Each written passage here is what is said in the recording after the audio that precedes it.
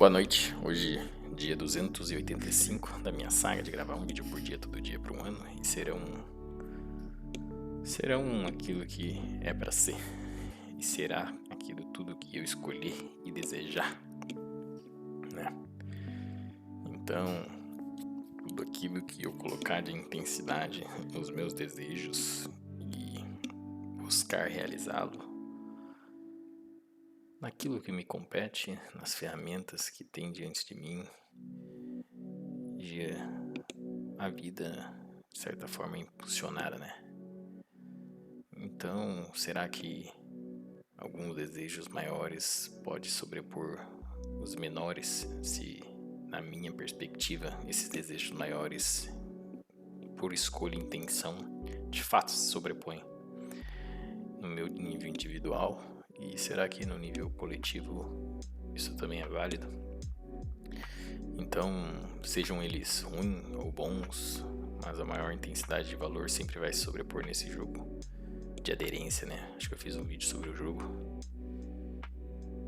Como seria jogado esse jogo se a nossa vida não houvesse essa pausa, né? Esse tempo de dormir, essa ida ao banheiro, essas pausas fisiológicas por necessidade biológica que nós temos, né? E esses desejos que precisamos atender efetivamente, que nos impulsiona instantes de pensamento para pensar o que de fato estamos buscando, né? Talvez. Mas se pensarmos na vida como um roteiro, ela se parece muito com um enredo que vai sendo escrito, né? Por essas forças invisíveis, né? Esses nossos impulsos. Meio que um fluxo contínuo de necessidades que surgem, se resolvem e dão lugar a outras necessidades, né? Nesse roteiro, com certeza, esse motor narrativo seria o desejo. Uma força que não é neutra, porque cada desejo carrega uma espécie de valor subjacente que interconecta uma intensidade que torna mais ou menos capaz de sobrepor os outros desejos, né? Então, daria para se dizer que um desejo simples, como comer algo gostoso, pode ser deixado de lado diante de um desejo mais intenso, terminar um projeto importante para entregar o trabalho. Não sei. Às vezes, desejos considerados bons ou socialmente valorizados perdem espaço para desejos ruins ou autodestrutivos, se esses tiverem uma carga emocional mais forte naquele momento, né? Então, de certa forma, muitos dos desejos que nós buscamos, nós colocamos essa intensidade para deslocar para a realidade, buscamos intensamente realizar. Muitos estão buscando o desejo de uma independência financeira, outros estão buscando os desejos em relacionamento, outros têm desejos de um outro trabalho. São tantos desejos, né? O valor que cada um dá a um desejo, ele não é fixo, né? Ele oscila conforme o contexto, o humor, as memórias, sua perspectiva de futuro, seu contexto atual, aonde você gostaria de chegar, né? Que é o futuro. Agora, se imaginamos um cenário sem essas pausas fisiológicas, né? Sem dormir, sem ir ao banheiro, sem parar para comer ou descansar, estaríamos mergulhados em um fluxo ininterrupto de ações e decisões que são impulsionadas por nossos desejos, né? Mais tempo para perseguir desejos, mais tempo, mais exposição ao próprio impulso, sem intervalo, que naturalmente funciona como uma espécie de recálculo emocional cognitivo, né? Então essas pausas meio que servem para nós pensarmos se estamos seguindo essas escolhas certas, e se estamos sendo guiados de fato por esses desejos, e estamos indo por um bom caminho para nós mesmos, e em algum ponto pensamos se esse caminho está contribuindo para a coletividade, né? Nossos limites seriam definidos não pelo corpo, né? Não apenas mas pela nossa própria saturação mental e pelo esgotamento da motivação, né? Se fosse nessa ideia hipotética em que não houvesse essas pausas, né? À noite, por exemplo, que nós precisamos dormir, ou ir ao banheiro, ou tomar banho, qualquer pausa em que paramos de ser seguidos pelos nossos desejos. E sendo que essa pausa pode significar até um desejo fisiológico natural da nossa essência, né? Necessitamos dormir, necessitamos comer, necessitamos tantas outras coisas.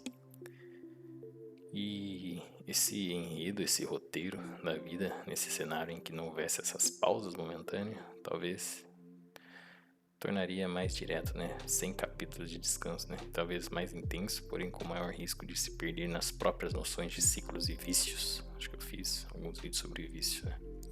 Viveríamos em uma espécie de presente contínuo sem alívio de pausas, né? Então, claro que nesse estado, o que nos impulsionaria não seria apenas a necessidade biológica, mas uma hierarquia pura de significado e intensidades emocionais que nós almejamos. Seríamos movidos pelo desejo de criar, conquistar, proteger, explorar ou simplesmente experimentar algo novo em uma linha reta até que o outro desejo mais forte desviasse essa trajetória para nós tomarmos outra decisão, outra escolha. Então acredito que esse roteiro, em certo ponto, surge uma questão filosófica, né? Essas pausas naturais, talvez percebemos mais claramente que, no fundo, somos movidos não pela carência, mas pela busca incessante de sentido, né, e significado. E que o roteiro da vida é, antes de tudo, uma disputa silenciosa entre qual significado é mais forte em cada instante que buscamos, né? E se todos estão buscando desejos de forma consciente e inconsciente, o que nos permitiria entender e compreender um pouco a realidade, talvez vista de fora, né? Então, exercitar a mente e a capacidade de se abdicar dos desejos para não ser interferido por escolhas e desejos e impulso, talvez seja um caminho, né, de interpretar ela em sua complexidade. Então, se tudo é um roteiro e todos estão sendo impulsionados por um desejo que faça esse deslocamento da vida, aquele que não tem desejo permite olhar o fluxo da vida com relação ao desejo dos outros, né? E permitir ver o desejo dos outros é trazer uma previsibilidade de resultados a médio e curto, a médio e longo prazo, né? Então, cada desejo em certo nível e certo padrão existe uma complexidade que leva a determinados resultados que de certa forma é previsível, né? Então é como se fosse um roteiro, né? Mas há tantas variáveis que pode ser que no meio de um desejo intenso, no meio do caminho, ele cessa e não leva essas variáveis, esses resultados. Então o que de fato nos torna humano não é apenas o desejo em si, é a escolha do caminho que devemos seguir ou queremos seguir com relação a esses desejos.